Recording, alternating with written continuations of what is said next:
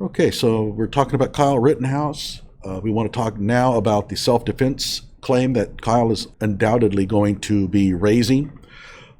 A lot of people completely misunderstanding what that entails. This is not something that you can just simply wing it by falling back on what you think is the law or what you think makes common sense. You don't do that.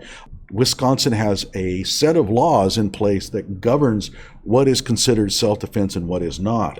And these laws vary from state to state. One of the reasons why if you are in a state that is not Wisconsin, you may have a misunderstanding of what constitutes self-defense. And this also shows up recently. There was a self-defense case made in a shooting in Colorado. Colorado has much stricter requirements on what's considered self-defense than Wisconsin. So you really can't compare those two instances. We have to examine the Kyle Rittenhouse case on its own merits. With his powerful brainwaves cradled in the warmth of reasoning, it's time for Johnny Walker Dredd to straighten you out on a thing or two. Emanating all the way from exciting Las Vegas, Oklahoma, it's the Johnny Walker Dredd Show. Now, I've highlighted three here in particular, but let's just go through one by one. There's a first-degree reckless homicide charge against Joseph Rosenbaum. Actually, that's the charge is on Kyle for a offense that they claim was made against Joseph Rosenbaum. First-degree reckless homicide is considered to be first-degree murder in most other states. And then there's a first-degree recklessly endangering safety against Richard McGinnis. So Richard McGinnis was a reporter that was on the scene in the very first shooting. Some of the bullets had to have whizzed right by Richard, and so they are going to try to pin a charge of recklessly endangering his safety. There's a first-degree intentional homicide against Anthony Ruber. So the Ruber was another one shot during the second set of events, and they're claiming a first-degree intentional homicide there. There's an attempted first-degree There's an attempted first-degree intentional homicide against Gage Grosskreutz. I don't know how to pronounce that name. I've heard it pronounced all kinds of different ways on the web. Essentially, Gage did not die, and so they're going to pin an attempted first-degree intentional homicide, essentially attempted murder. Then there's first-degree recklessly endangering safety against an unknown male victim. There was a person at the scene who was shot at. At the time that these charges were filed, they did not know who that was. I'm certain they know now. And there's possession of a dangerous weapon by a person under 18. All of these are felonies except for the final one. The possession of a dangerous weapon by a minor is a misdemeanor. Does Kyle Rittenhouse have a legitimate defense in terms of self-defense? Well, let's take a look at what the law says. So I went in, looked at the actual statutes governing this and some of the case law. And if you look at section 939.48, self-defense and defense of others, this is where the action is. And if you're wanting to be talking about this self-defense claim in an intelligent fashion, you at least have to look at what the statutes say. Just for the record, I am not a lawyer. Best thing I can do is read the statutes and interpret them the best I can. I am not a substitute for a person who actually knows what he's talking about. Well, that's a little bit harsh, but at any rate, under no circumstances take anything I say in terms of any kind of decision making that you do. You have to know the law, and you really should consult a real attorney, a real lawyer, before undertaking any kind of action that could wind you in trouble.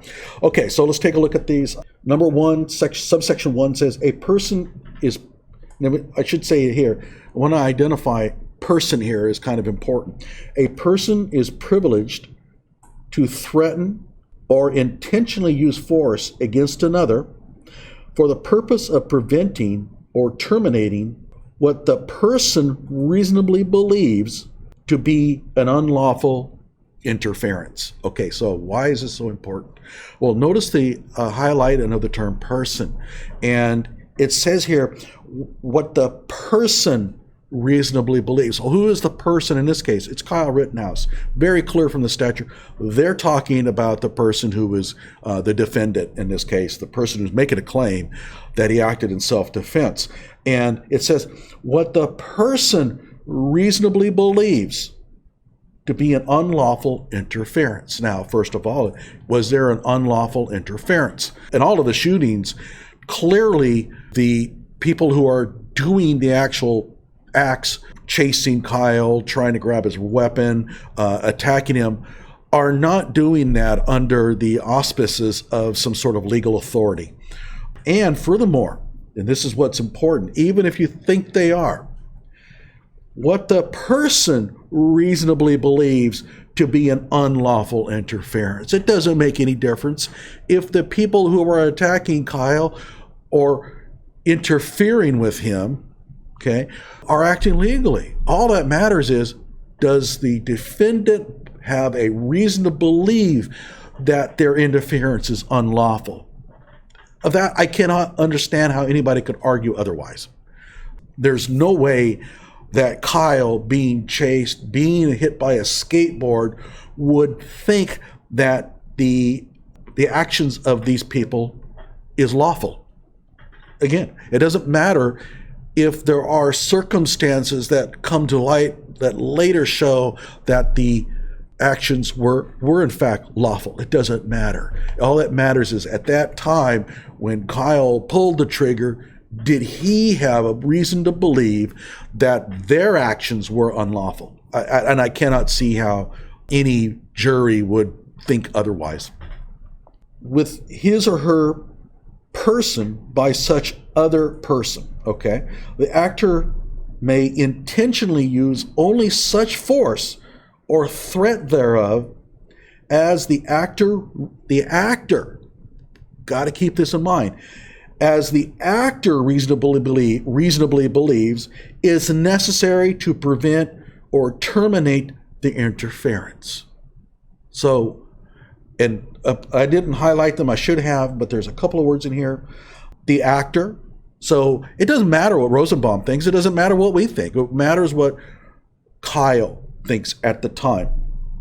The actor may intentionally use only such force or threat thereof as the actor, as Kyle, reasonably believes. Now, let's talk about reasonably here in a moment. Reasonably believes is necessary to prevent or terminate the interference. Okay, so there's a couple of things here. One is that it's not whether the actions that Kyle took were in the end deemed to be excessive. And that's what they're talking about is, Kyle is under attack. He shot Joseph Rosenbaum. Did he have to? Was there a way that he could have escaped without doing so? Okay. Were his actions reasonable? Well, first of all, what matters is, does Kyle believe that his actions were necessary? Not us. Now, the term reasonably, though, does open up an issue here. How does a jury determine whether Kyle had a reasonable belief that he acted appropriately? Okay, in this case here, there is some discussion about this a little bit later, but I can kind of hint you in, is it's going to depend on whether a reasonable person, a normal person, an average everyday person would have thought that doing so was a reasonable thing to do. It doesn't matter whether it really was a reasonable thing to do. Information could come out in light. For example, it could be that what Kyle perceived as a threat wasn't a threat at all. I pull out a BB gun and I point it at you, and you pull out a gun and you shoot me. We find out later there was only a BB gun in there. You didn't have to use a pistol. It was practically harmless. Doesn't matter.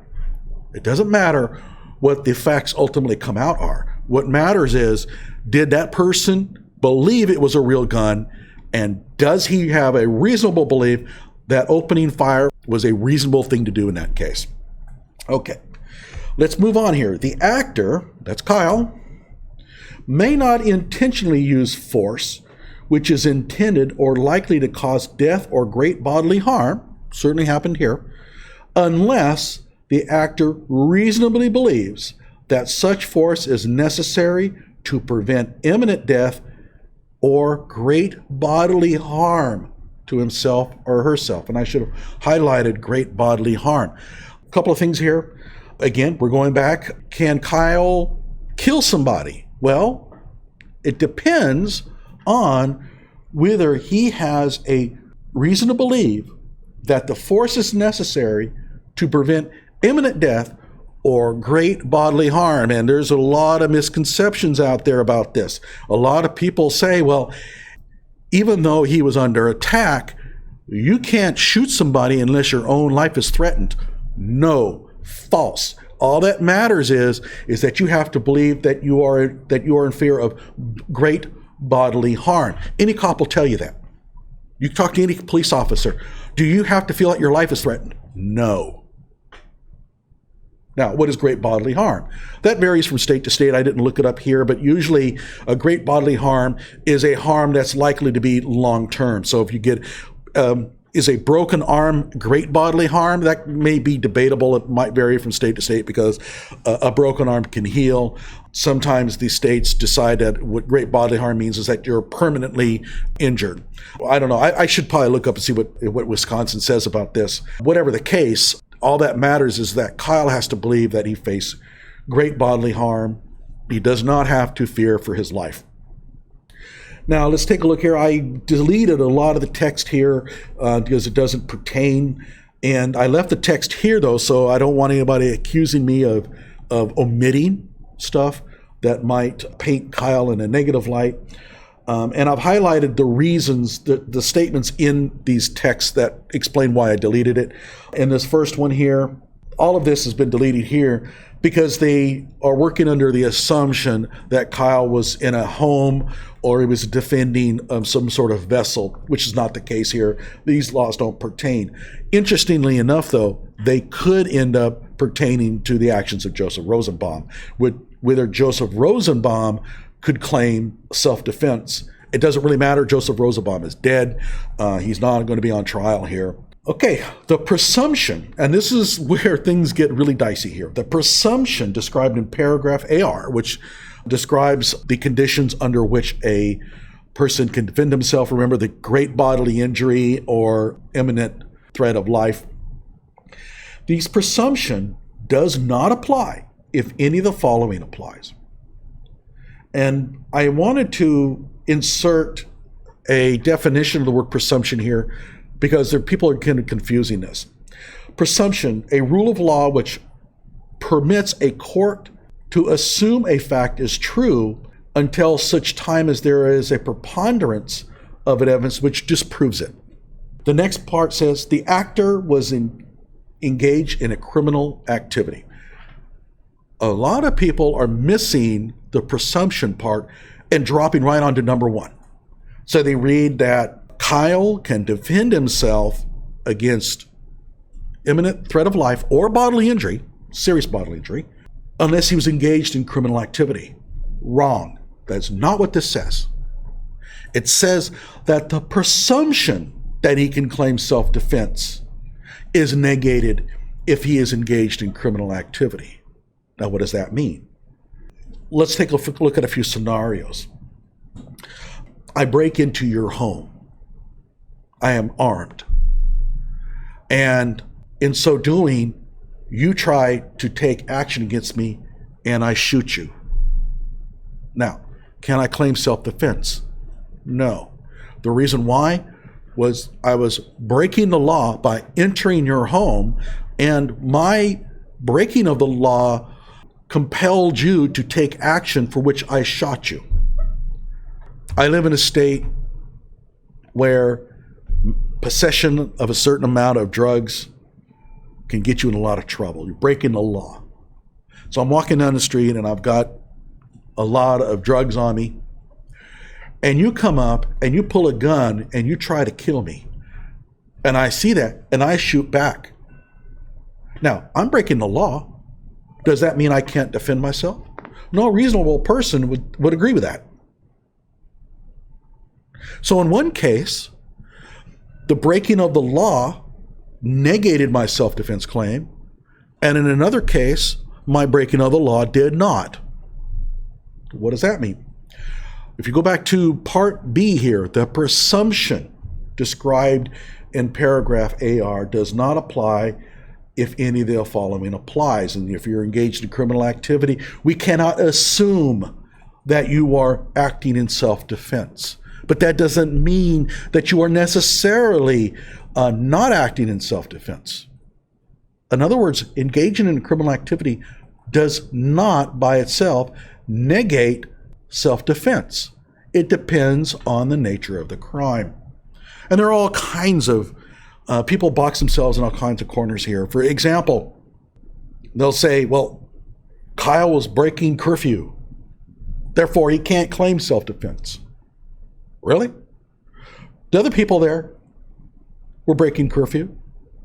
So if Kyle attacked them, they can't defend themselves? Well, yes, they could. Kyle he was breaking the law, and he had one of the ugly AR-15. Ooh, they're scary and stuff. But you just got done saying that the people, they're breaking the law, they're breaking curfew. You just got done saying that they are not entitled to self-defense because they're breaking the law. Well, that's not what I meant. Well, this is what happens when you don't get your argument straightened out. Okay?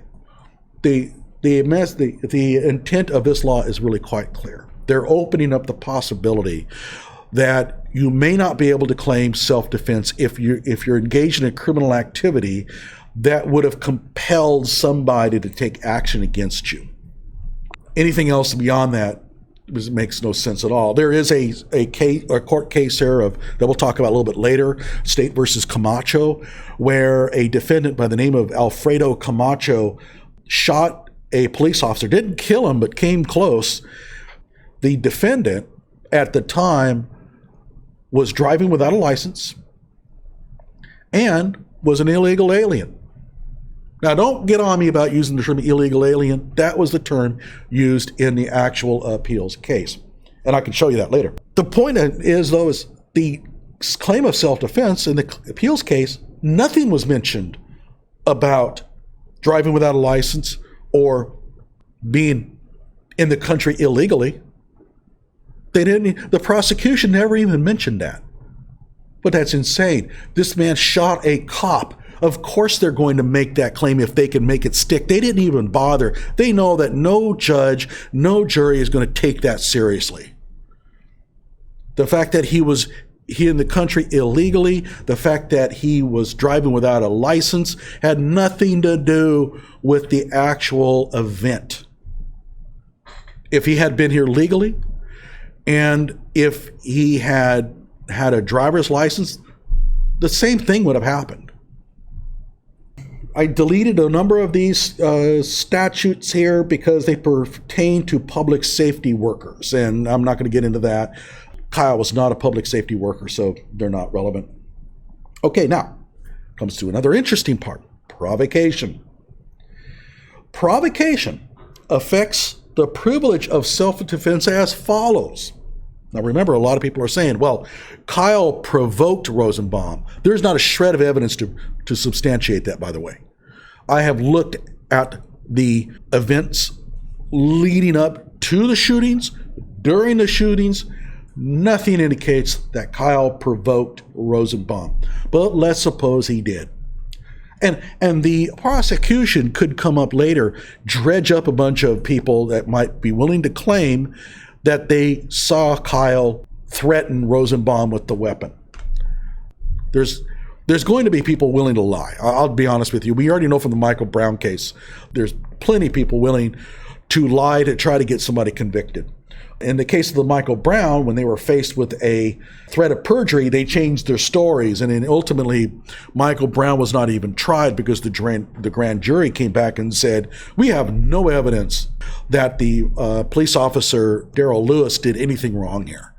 And everybody burned Ferguson down, but ultimately, all the evidence pointed to Lewis being innocent there. And people didn't like it, but you know what? It's not about what we like or not like. Let's suppose that Kyle did something to provoke it. A person who engages in unlawful conduct of a type likely to provoke others. Now remember, a person who engages in unlawful conduct, it has to be a crime. So yelling at somebody, calling them names, doesn't satisfy this statute. It has to be unlawful conduct.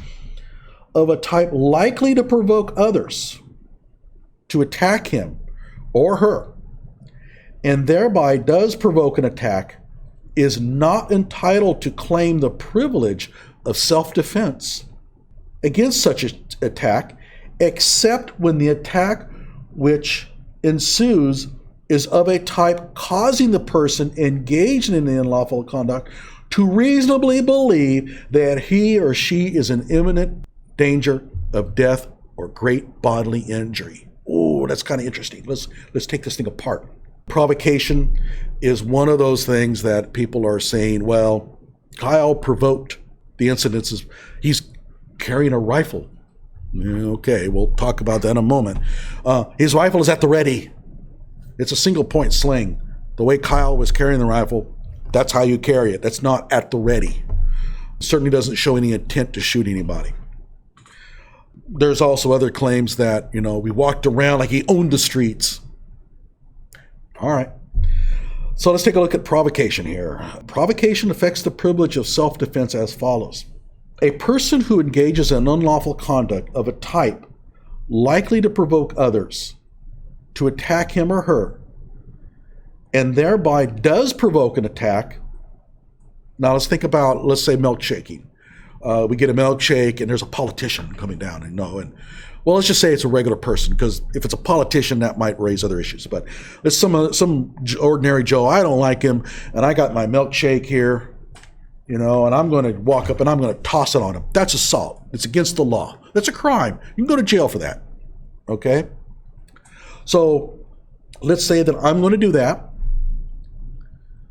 and in so doing, I provoke that person to attack me. Let's say the person takes a swing at me.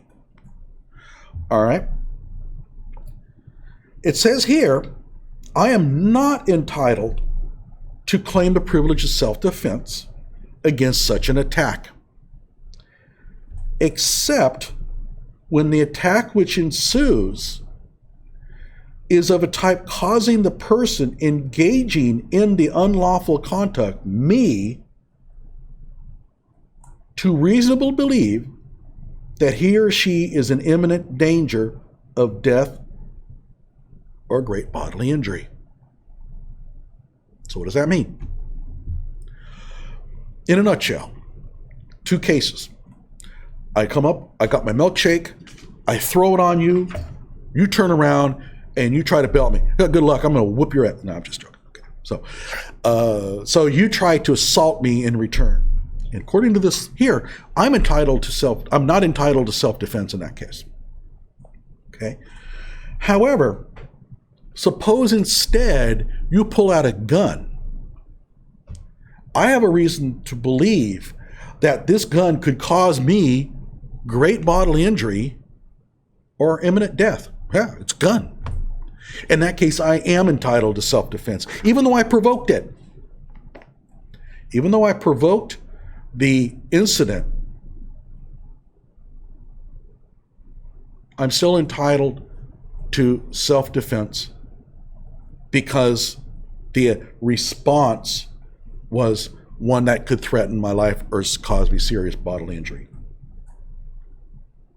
In such a case, the person engaging in the unlawful conduct, me throwing the milkshake on you, is privileged to act in self-defense, but the person is not privileged to report to the use of force intended or likely to cause death to the person's assailant unless the person reasonably believes he or she has exhausted every other reasonable means to escape from or otherwise avoid death or great bodily harm at the hands of his or her assailant. Let's go to part B. The privilege lost by provocation may be regained. Let's suppose that Kyle did provoke the attack. The privilege lost by provocation may be regained if the actor in good faith withdraws from the fight and gives adequate notice thereof to his or her assailant. This is a problem for those trying to convict Kyle Rittenhouse on the first shooting. Let's suppose that Kyle provoked the response. And let's suppose that his provocation is of such a nature that Rosenbaum can attack in kind. Now, there's no evidence whatsoever that I have seen. There might be evidence that we don't know about, but I have not seen any evidence that Kyle did anything to provoke the attack. But let's suppose he did. It says here, the privilege lost by provocation may be regained if the actor in good faith withdraws from the fight and gives adequate notice thereof to his or her assailant. Kyle ran from Rosenbaum. Of that, there is no doubt. It's on video. Rosenbaum had no right to pursue him. Kyle withdrew from the fight.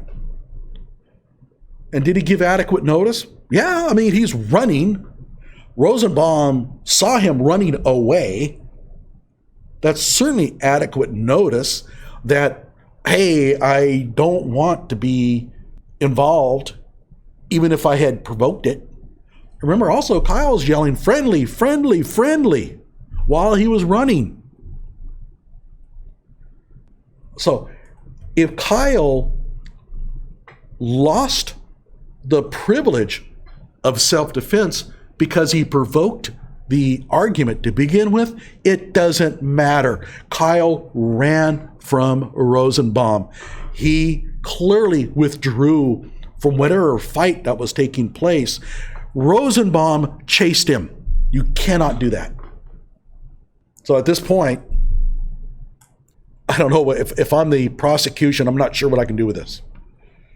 Because Kyle is clearly running from Rosenbaum. Now, in the comment section, if you think that if you're the DA, maybe you can find some sort of case, that some sort of condition that would change things here. By all, I'd be interested in seeing what you have, but I can't think of anything. The part in green here is an argument I found online. It's not part of the Wisconsin statute. This is from Nicholson, Gansner, and Otis. They are criminal defense lawyers in Wisconsin. And they say, if an argument escalates to violence, it may not be clear who started the fight. If you initiated or escalated the violence, so maybe they're talking to Kyle here, then you may lose your right to self-defense. However, if you attempt to withdraw from the fight and are attacked, your right to self-defense again reasserts itself. I knew this from the very get-go. When I saw Kyle running from the scene, and when people were talking, well, he probably provoked the whole thing. My own opinion was, I don't care. He's running from Rosenbaum. Whatever claim Rosenbaum had is gone now. Kyle's trying to retreat. Cannot pursue someone under those circumstances. Let's read on. A person who provokes an attack, whether by lawful or unlawful conduct, with intent to use such an attack as an excuse to cause death or great bodily harm to his or her assailant, is not entitled to claim the privilege of self-defense. So in other words, if it could be proven that Kyle's provocation was designed to give him an excuse so he could shoot someone, then he doesn't have a claim to self-defense. Now, how does that jive with B, where it says the privilege lost by a provocation may be regained if the actor in good faith withdraws from the fight? It's not clear to me. So let's suppose that I have this evil scheme and I want to shoot a lot of people tonight. Darn, if only I could find a way to start a fight and use that as an excuse to kill somebody. Now, a lot of you people think that Kyle did this, No evidence of that whatsoever. In fact, I'm going to do a separate video showing you what his behaviors were in the hours before the attack. But let's suppose that it was like this is all part of an evil plot. Okay, and he does. Let's say he gets what he wants. He's got a person there that he attacks, provokes somehow, and now he has his reason, his excuse to shoot the person. But what if he flees? What if he decides, oh man, this is not what I'm looking for, this Rosenbaum is scary or whatever, and he runs? Which one of these, B or C, is in operation at this point? It's not clear to me. So I eliminate a lot of this text because it has to do with a third person. Kyle didn't shoot any third persons here. The people he shot were those that he believed were attackers. Whether or not he was right in his belief is another matter, but they're clearly not third person. They're not third people. And then there's also one here in terms of suicide. In Wisconsin, you can use force to stop somebody who's trying to commit suicide, unless the force you're going to use could kill the person. Doesn't matter. There's nothing here about that issue. Rosenbaum was possibly suicidal that night, but the reading of this section doesn't seem to indicate that it has any bearing on this case at all. Okay, and there's a definition. Unlawful means either tortuous or expressly prohibited by criminal law or both. And so in this case here, unlawful would mean essentially a crime. There's really no distinction between the two. And when a defendant testified they did not intend to shoot or use force, he could not claim self-defense. Okay, this has been bandied around by a lot of people who read this appeals case, never bothered to actually even read the case, and it happens a lot. If you go look up Cleghorn versus the state, in this case here, Cleghorn was convicted of murder after he had claimed that he did not intend to shoot the person, and he said he was only firing a warning shot or whatever. The judge didn't read to the jury any of the elements of self-defense because there was never a claim of self-defense to begin with. After he was convicted, his lawyer decided to appeal, saying that the judge should have told the jury about the elements of self-defense. The appeals case came back and said, no, this is not a self-defense case because your own client admitted he didn't really try to kill anybody or try to harm anyone, and it has zero bearing on the Kyle Rittenhouse case whatsoever. Nobody is claiming that Kyle fired a warning shot. Certainly Kyle is not. And if he did, if he was claiming that he fired a warning shot, a whole different set of elements and statutes that have to come into play here. That doesn't mean he's convicted or guilty. It just means that the case would have to be re-examined from a new angle. And that was another case. The mistake made by a lot of people was they assuming that by claiming self-defense, he's admitting he tried to kill or seriously injure the people. Yeah, no kidding, of course. I mean, that's true in every self-defense case. Well, every self-defense case that involves shooting somebody, it goes without saying, means nothing. The next one here has to deal with a self-identified robber, and that's not pertinent to this case here. Whether a defendant's belief was reasonable under subsections 1 and 4 depends in part upon the party's personal characteristics and histories, and whether events were continuous. Okay, so let's take one thing at a time here. Kyle believes that he was under attack. Can the jury take into account, now it says here, parties' personal characteristics. Personal characteristics. Who are the parties? Rosenbaum and Kyle. Okay. Whether a defendant's belief was reasonable under subsection 1 and 4 depends in part upon the party's personal characteristics and histories, and whether events were continuous. Okay, so what does this mean? The fact that Kyle that night was out giving medical aid is going to be allowed to be discussed. Rosenbaum's completely belligerent, lunatic behavior can be taken into account. These are going to be considered continuous because they were very close in time, and nothing intervened in between that would have altered the connection between those behaviors and the event. Kyle was involved in a fight earlier, about 2 months prior. The prosecution may try to raise that. In this case here, they probably would be overruled because that would not be continuous. That was 2 months prior. There's also things that Rosenbaum did prior to the event that would probably be ruled out. In my case here, what this means is that the behaviors of the two individuals that night can be discussed by the jury in determining whether the defendant has a reasonable belief that he faced great bodily injury or imminent death. Now, that's not going to work out too well for the prosecution because Kyle's behavior up until that time was exemplary. And I'll do another video on that. But we have 2 hours of footage of Kyle walking around Kenosha. If you're under the assumption that Kyle was going around pointing his rifle, attacking people, being belligerent, forget it. It doesn't happen, okay? We know Rosenbaum was essentially a belligerent fool, threatened people all night. One of Kyle's, the people that Kyle was with that night claims that Rosenbaum threatened both of them, claimed that if he caught either one of them alone, he was going to kill them. Or maybe he said he was going to beat them up or something along the line. He was going to assault them. And so their behaviors are completely different, and that can be taken into account by the jury. Okay, so let's go ahead and read another excerpt.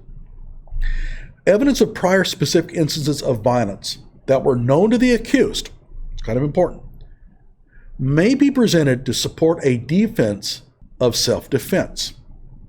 So if Kyle saw Rosenbaum doing bad things, he can use that to bolster his claim of self-defense. The evidence is not limited to the accused's own testimony. In other words, Kyle does not have to take the stand. But the evidence may not be extended to the point that it is being offered to prove that the victim acted in conformity with his or her violent tendencies. In other words, Kyle still has to stand on self-defense on its own merits. He cannot claim that Rosenbaum must have acted in accordance with being a raving lunatic just because of what happened prior. So this strengthens Kyle's claim, but it doesn't prove self-defense. Imperfect self-defense, and by imperfect self-defense means that you defended yourself, however, it didn't abide by all the elements of self-defense. Imperfect self-defense contains an additional threshold element requiring a reasonable belief that the defendant was terminating an unlawful interference with his or her person. And this is where State versus Camacho comes in. We'll take a look at that in a little bit. But what this means, so let me explain, this is something that if you know self-defense laws, you're kind of familiar with. If you're accused of murder and you don't have a really good case of self-defense. For example, the most common one is you defended yourself, but you defended yourself in a way that was well beyond that which was necessary. Now, under those circumstances, you don't have an airtight claim of self-defense, but what you can do is claim imperfect self-defense. And in the state of Wisconsin, that lowers a first-degree charge to second-degree charge. So what that would mean is, and remember, Kyle Rittenhouse is being charged with first-degree intentional homicide. And there is a second-degree intentional homicide that serves as sort of Wisconsin's involuntary manslaughter. And in Wisconsin, if you don't have a perfect self-defense, you can still claim an imperfect self-defense and have the charge lowered from first degree to second degree. Now, second degree intentional homicide still carries a 60-year sentence in Wisconsin, maximum. Kyle's not going to get anywhere near that, even if he was convicted of second degree. I don't even think he's going to get convicted of that. But whatever the case, the imperfect self-defense is a claim that a person can make that would compel a jury to lower the charge from a first degree to a second degree claim. Now, what happened with State versus Camacho? Well, and we talked about that a little bit earlier. The state, Camacho was convicted of first degree intentional homicide, and his lawyer appealed, claiming that the jury was not allowed to take into account an imperfect self-defense claim. And the reason why is rather interesting, and I'll show you the case a little bit later, but the two elements of the self-defense are that, one, you have to fear that your life is in a threat, severe, great bodily injury, and two, that you are preventing an unlawful interference. Well, Camacho shot a police officer, and Camacho had to have known that the police officer was acting lawfully in pulling him over. And what the state ruled was that you cannot claim an imperfect self-defense if you did not feel that you were terminating an unlawful interference. A first-degree homicide would not stick here. In this case with Kyle, he certainly has at least an imperfect self-defense. Frankly, he has a perfect self-defense in my book, reading what we have here.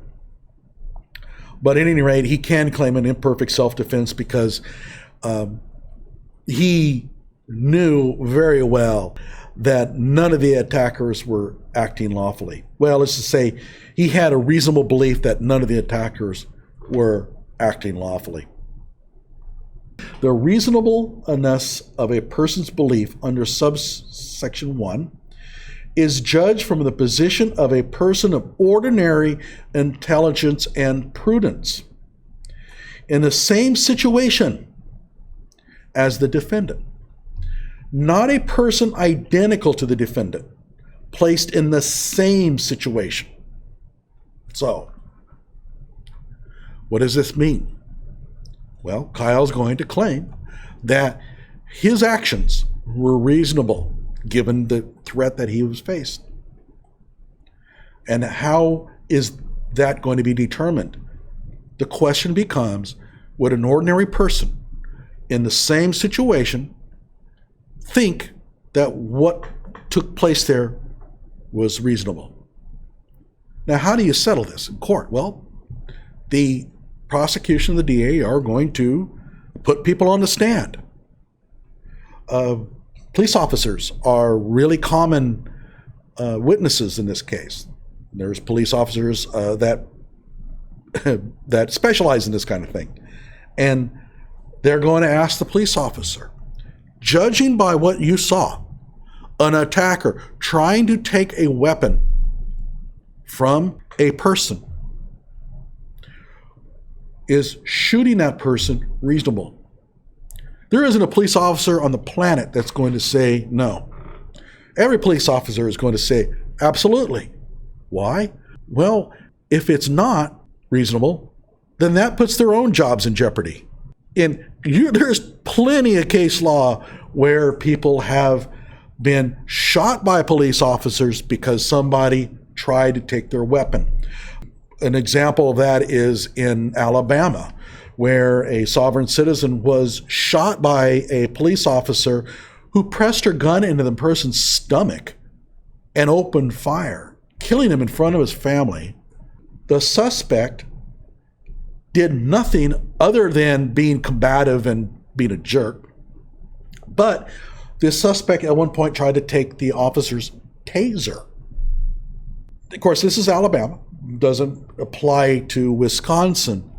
But in every state, police officers are going to say, yeah, when somebody tries to take your weapon, that is perfect grounds for shooting them. So you're going to have a long parade of officers that are going to go on the stand and say, it's absolutely reasonable. Who's going to deny that? Who are you going to be able to put on a stand that says, oh, no, I don't think that's reasonable? Under cross-examination, what would you have done instead?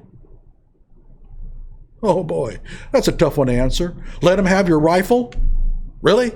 You're going to let that person have your rifle? You think that's a reasonable thing to do? So there's going to be a lot of banter on that. I think the prosecution has no chance on this one. There's going to be plenty of people that are more than happy to get up there and say, yeah, if you try to take my weapon from me, I'm going to shoot you. Because ultimately, you cannot allow somebody to take your weapon. Now, this goes back to looking at the defendant's past history. Remember, the jury can take that into account. And what they're going to find is the person, Rosenbaum, who tried to take his weapon, was a lunatic, a violent one, with a nasty drug habit, who had been released from a mental health clinic earlier in the day. And you're going to let that person have your weapon, who's been chasing you, who's thrown something at you. You don't know what it was. Who was seen on film trying to antagonize people into a fight. Prosecution has no prayer on this one, in my opinion.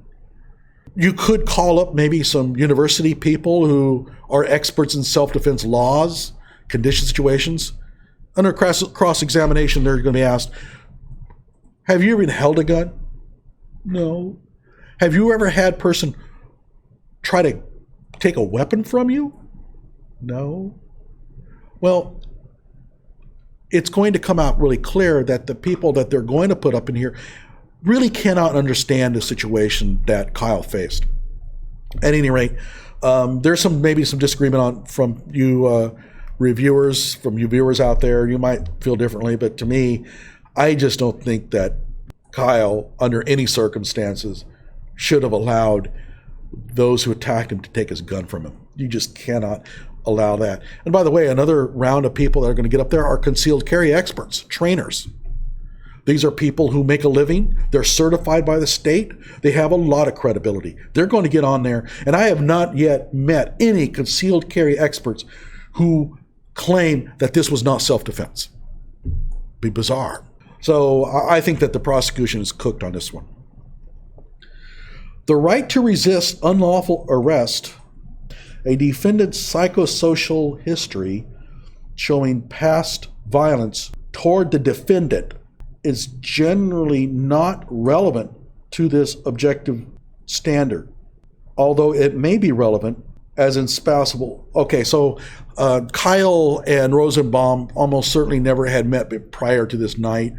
They're talking about a psychosocial history. So did they have a history between them? No, they met at most maybe an hour before the event. So I don't think that that's the reason why I deleted this. The right to resist unlawful arrest is not part of the statutory right to self-defense. It is a common law privilege. In other words, and this mostly has to deal with police officers, but if you're being arrested unlawfully, you have a right to self-defense, but not because the state legislature says so. It's because it's part of a common law privilege. In other words, it's a foundational freedom.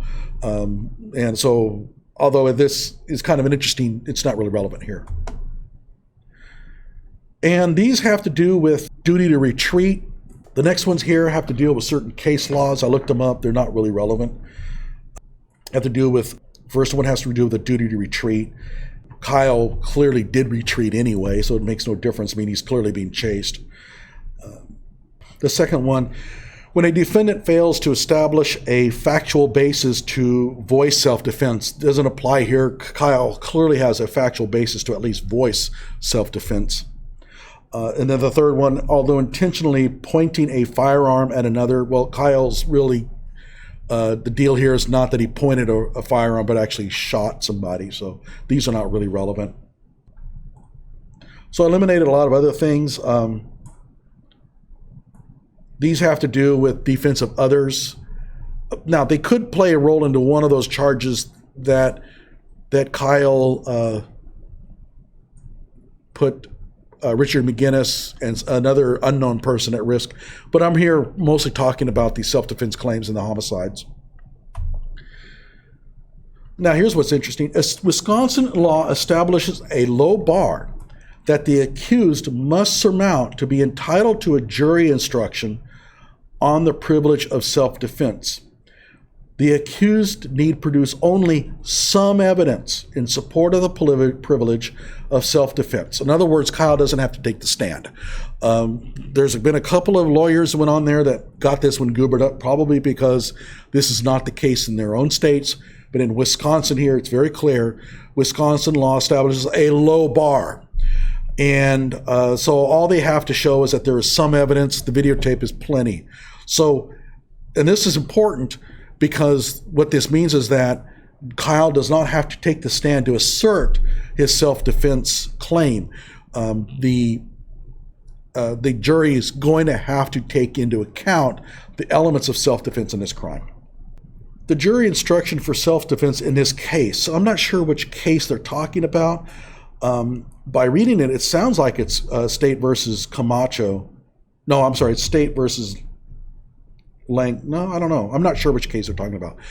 Was not erroneous. The circuit court gave the jury a general instruction on the state's burden to establish guilt beyond a reasonable doubt. Because self-defense is a negative defense. And by negative defense means that Kyle doesn't have to prove that his case was self-defense. The court has to prove that it was not. The state disproves self-defense beyond a reasonable doubt if the state proves the elements of the crime beyond a reasonable doubt. Specifically criminal negligence. Criminal negligence was the crime that they were claiming that the person committed that negated his self-defense claim. Well, what they're saying is that the prosecution had to prove that beyond a reasonable doubt that criminal negligence took place, that the defendant did not have to prove that it did not take place. And so therefore, the burden of proof here is on the prosecution. And by it, I looked it up, not guilty by reason of mental disease is commonly referred to as a defense, but it is a negative or negating defense because the defendant has no burden to present evidence or to persuade. The state of Missouri versus Walkup. So again, this defendant has no burden to present evidence or to persuade. If the prosecution is going to convict, they're going to have to prove that Kyle's claim of self-defense is not valid. Kyle does not have to prove that they are. So if you're wondering more about the imperfect self-defense, I got this off of a website. The law of self-defense allows people to use force and sometimes deadly force to defend themselves from an imminent threat of harm. In most states and most circumstances, if the defendant's fear and the amount of force used are reasonable, he'll walk. But what if a defendant uses deadly force and either the fear of the amount of force is unreasonable? The doctrine of imperfect self-defense may apply by negating the element of malice and reducing a murder charge to manslaughter. So in other words, Kyle can have his charge reduced from first degree to second degree. Manslaughter is titled second degree intentional homicide in Wisconsin. It is a Class B felony, punishable up to 60 years. So if they do reduce the charge to second degree, Kyle could still face some pretty serious sentencing here. However, the state would have to take into account the fact that I don't believe he has any criminal record, no prior records. So it's a first offense. You know, he is a community volunteer. There's a lot of examples of that. He has a lot of respect for law and order. He has at one point raised money for a police officer's memorial or something along those orders. That will all be taken into account. I seriously doubt that Kyle faces much more than just a couple of years in prison for this, if he's charged for the second degree. So here's the state versus Camacho, in case you're interested. This is a case where the elements of imperfect self-defense, manslaughter was taken into account. Notice, Camacho is an illegal alien from Mexico, and so he's breaking the law. He shot a deputy sheriff 4 times from a distance of approximately 2 feet, pretty close range. The deputy did survive. Didn't have a driver's license, admitted as such, which is against the law. He's committing a crime. Again, just because a person is committing a crime does not necessarily negate self-defense. We went over that. Really odd here, this is a court brief that has been presented to the State Court of Appeals, where it says Camacho suddenly spun, grabbed an automatic weapon. Really? An automatic weapon? Almost certainly it was a semi-automatic revolver. Not a semi-automatic revolver, a semi-automatic pistol. Something like a 1911 or something like that. It was not an automatic weapon. I almost guarantee it. If it was an automatic weapon, in the year that this happened, that would have been a serious crime, and it's not mentioned here. But whatever the case, this just goes to show you how the inability for a legal system to understand basic gun laws and gun rights and stuff is so deep. This is an official document presented to a court of appeals, and from what I can tell, they've misidentified the weapon. Ridiculous. I can't understand that. His gun was unregistered at the time. I thought that might mean something. It does not. At the time, and I'm not even sure today, Wisconsinites are not required to have their guns registered, so that itself is not a crime. Oh, by the way, if you look at it, this is a case where if I was one of those evil YouTubers, I could have made hay out of this. Unregistered. He was committing a crime. I could have swayed that, but I looked it up. It's not a crime. Therefore, I'm going to be honest about it. So what does this all mean? We can summarize a few things from this that, in my opinion, are going to carry the day. Unless the system is so corrupt. And let's not rule that out. 1, Kyle's shooting of Rosenbaum was clearly self-defense. Kyle is being chased. Even if he provoked the initial confrontation, he fled the scene. He tried to escape. Rosenbaum chased him. Furthermore, eyewitness testimony that of Richard McGinnis states that Rosenbaum tried to take Kyle's weapon from him. There is going to be no claim that I can conjure that would implicate Kyle in a intentional homicide of any sort under those circumstances. He was also chased by a number of people as he was trying to make it to the police. We know he was trying to make it to the police because 1, he said so on video, and 2, he's walking towards the police. People chased and attacked him under those circumstances. He has no reason to believe that they're acting lawfully, and he has a defense that his life was in jeopardy or he faced serious bodily injury. One of the objects that was used against him was a skateboard. We know that a skateboard is a lethal weapon because it has killed people. We know that. There was a man in Eureka just only a year ago that was killed with a skateboard. He was hit in the stomach and he died from internal bleeding. So a skateboard is certainly a lethal weapon when used against the head. And actually any hard object when used against the head is considered a deadly object. Grosskreutz pointed a gun at him. And while Grosskreutz did hold up his hands, he then tried to grab a hold of Kyle's rifle. Sorry, you can't do that. You cannot grab a person's rifle from them. That is a deadly threat. And looking at the intentional homicides, this is classic self-defense. I cannot even conceive of a argument that would convict him of intentional homicide in this case. I just don't see it. So what are the crimes that Kyle is being accused of that would negate? Well, let's see. There was violation of curfew. Well, that's not going to cut it. I think even those people who want Kyle convicted on that basis are going to admit to themselves that Kyle would not have been able to attack anybody else there just because they were breaking curfew. Furthermore, Kyle's not even being charged with violation of curfew in the first place. So violation of curfew is not going to be anywhere near enough of a crime to allow somebody to be attacked. There is also minor in possession. I don't think that Rosenbaum even knew that Kyle was underage, and I'm not sure that even if he did know Kyle was underage, they would have given him any excuse to attack Kyle. In other words, being a minor in possession of a rifle is not something that would negate a self-defense claim. Furthermore, it's unconstitutional, and here's why. Suppose that Kyle was 18.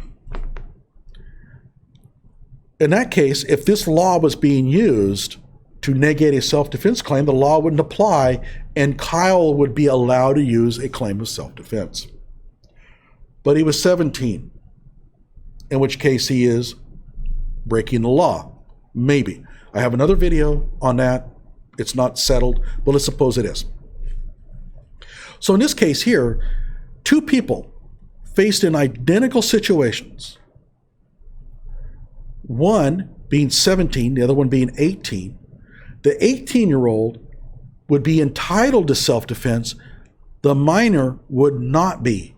That's ludicrous. That would not hold up under constitutional scrutiny. What kind of country would negate a person's right to self-defense because they're young? Remember, the situations would be identical. The only difference between the two, the discriminating difference, was the age of the defendant. And therefore, a person would be, for all practical purposes, denied a right to defend themselves because of their age. There is no way that would hold up under constitutional scrutiny. Therefore, the law is not unconstitutional on that basis. Although I have another argument in another video that says it might be unconstitutional for other reasons. But the application of the law in this particular instance to deny a claim of self-defense would almost certainly be unconstitutional. Frankly, I think it's a bogus argument to even begin with. The fact that Kyle possessed a weapon under the age of 18 is not going to be enough to negate a self-defense claim. I cannot see that. A lot of people also say, well, he was openly carrying a rifle. Well, a lot of people are openly carrying a rifle. It's not against the law to do so. They say, well, it's illegal to openly carry a rifle under 18. No, that's not the law. The law is you cannot be in possession of a rifle. That's a separate law. But openly carrying itself cannot be the basis for denying self-defense because open carry is legal in Wisconsin. And therefore, it would not be enough to negate a self-defense claim. Furthermore, there is no evidence that Kyle's open carrying of a rifle had anything to do with the attack in the first place. What about brandishing?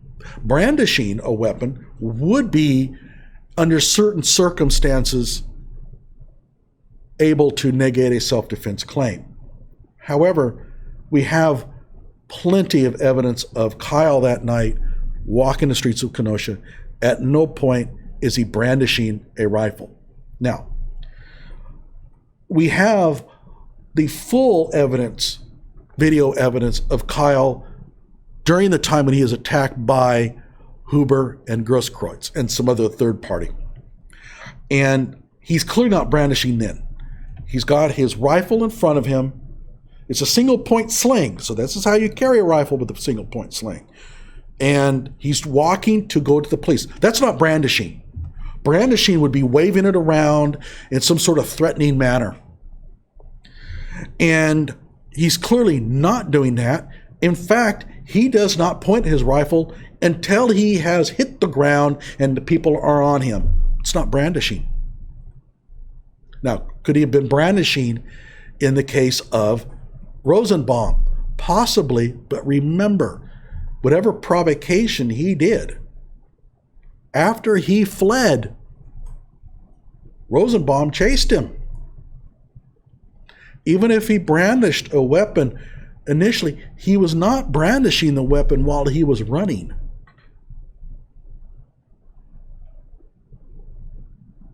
Rosenbaum had no legal right to chase after him, even if he was brandishing. You see a person commit a crime, you don't have a right to chase and attack him. You can call the police. You could follow him. But you cannot chase a person with the intent to harm them. And Rosenbaum threw an object at Kyle. That's an attack. Doesn't matter what the object is. So what else do we have here? What other claims of crimes that could pass muster here?